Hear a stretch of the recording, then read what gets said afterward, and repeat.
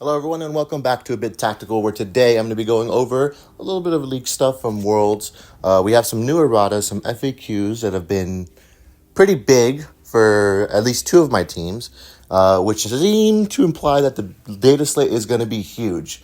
Now, I do have other videos still coming out. However, I'm trying to be more high effort with my content, so it's taking a while for it to come out, but this is obviously something I can do very easily. And I'm excited to talk about it because it implies big changes, and they themselves are big changes. So, without further ado, let's just get right into it. First of all, the KASRKIN have been buffed. Well, whatever happened to the data slate, they have at the very least been buffed a little bit, and it's actually not just a little bit, it's a lot of it. First of all, let's do cover retreat. The relevant parts of the first sentence changed to within 6 inches of another ready friendly KASRKIN operative, and it's been changed to that other friendly operative can immediately perform a free shoot action. You can change its order to engage to do so, which is a nice buff. It's something that Can You Roll a Crit's been saying forever with the KASRKIN. This is a very nice buff to it. A little bit of a nerf since it has to be a ready operative, but it's probably already going to be the case anyway, so it's not that big of a deal. But this is really good. And then Relics of Kadia has been changed so that you can also use it for fighting or retaliating. So it's not just for your shooting attacks, which again is a really good change. Now this is the game changer. Seize the Initiative has been completely changed to at the start of the fire phase, one friendly KASRKIN operative can immediately perform a 1 AP action for free, but it cannot move during that action. You cannot use Deploy if you're the player with Initiative, which is sick. Now, personally, and I want your comments on this because I need to know how this is read. It does not say you can change your order in order to do so, which means that at the end of the turning point, the previous turning point, you do have to switch to engage. For example, turning point 2, in order to actually take advantage, you have to change to engage in order to get something cool to happen. But the cool thing about this is you now can go up, like, something that I do with the KASRKIN is I go up with my Plasma Gunner, like, give him a full reposition to take a shot at somebody, right? A reposition, a dash, I give him Severe with my leader, and then I have him shoot somebody right in their face, right? And he's just completely out there exposed just to get that early kill or really high damage. Now, at the start of the firefight phase, regardless of who wins initiative, I can immediately spend a CP in order to get another free shot at him, which is just so powerful. I think this is genuinely one of those changes that can just completely flip the script on the KASRKIN and make them a really cool and powerful team. And then, of course, you have neutralized target if it's shooting an operative that's expended. Or, sorry, you're not going to worry the words expended. It just has to not be uncovered or it's scanned.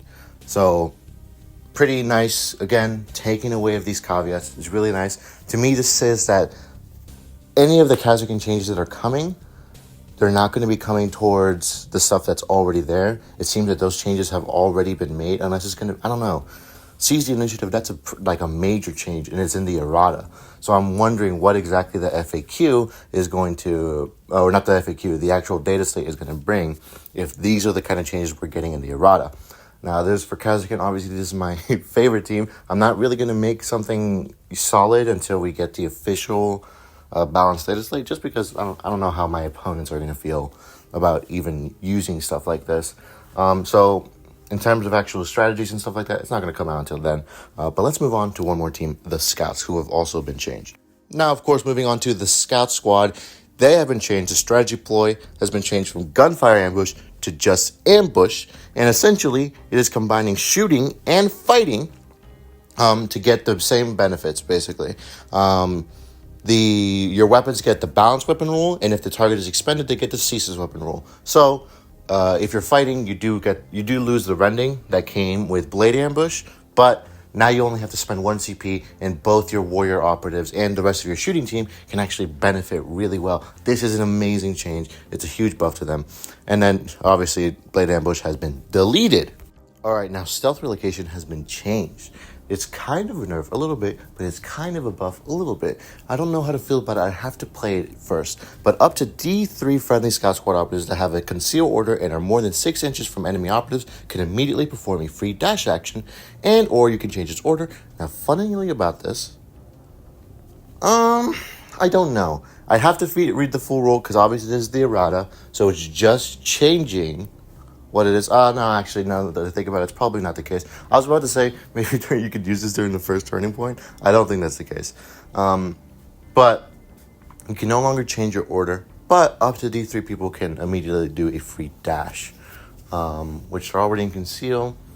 I could see uses of it. Again, I'd have to see this on the board in order to see how effective it would be. But then we had the sniper operative, heavy, weapon roll change from heavy to heavy dash only, which is nice. It gives you a little bit more maneuverability with your operative, especially since having that really just made sure that you had to place him down, which is really nice. We didn't get a gunner change from heavy reposition only, but it's fine. Again, I'm excited about these. I really want to see the balanced data slate now, and it is out there. It has been sent to all the Worlds players. All the Worlds players currently have it. I'm not saying you need to do anything. All I'm saying is I want to know. Again, more videos on this. Probably not going to come out until this actually fully releases and I get to play it on the board and see how this feels, see how all the changes. But I am excited because this really does, it's going to be a huge data slate. When the last data slate came out, one of the reasons that I said that this was so lackluster is because the next one is going to be big. It's going to have big changes. And just with the FAQs, with the erratas, just with this, there have already been some major changes, not just to these teams, but to other teams as well. Sanctifier's got a huge nerf. Warp Coven got a nerf. Void Dancer, I think, Troop. A lot of people got nerfs. A lot of people got buffed just with the FAQs. So, it's going to be real interesting to see this. Anyways, that's it for this video. It's going to be a quick, short video. I will have a video out. Guys, I work a lot, okay? We're getting into the busy season of my work, so videos are not going to come out as much as I would like them to. I'm working on a lot of 12-hour shifts and stuff, okay? So do not expect much, but I will still be releasing content. Hopefully next week, okay? With a more in-depth video than I usually do. But don't forget to like, comment, and subscribe, and all that stuff. And I'll see you guys later.